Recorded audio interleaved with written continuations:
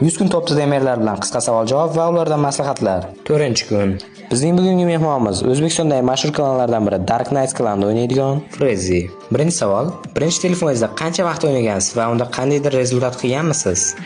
Bu telefonimda yaqinda o'tganman, 1 yil yo 1,5 yil bo'ldi. O'zi birinchi boshlagan devaysim bu iPhone XS Max bo'lgan. Kompet o'ynab yurardim. Kompetdan TDMga o'tganimda birinchi haftani o'zida finalda Georgioni yutganman.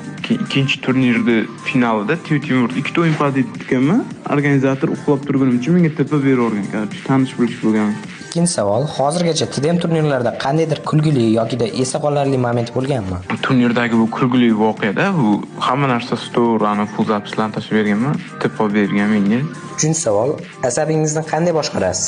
Unaqa qattiq asabim buzilmaydi. Unaqa kirishib ketmayman. Bir xilga o'xshab baqirib bo'ladi.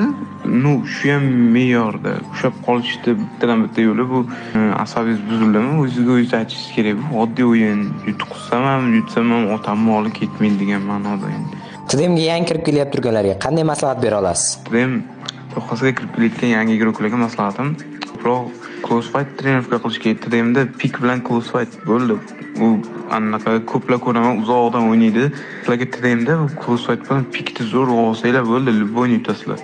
Ignor qilmasdan yozganingiz uchun rahmat. Keyingi guruh kim bo'lsin? Kommentariyada o'z izohingizni yozib qoldiring.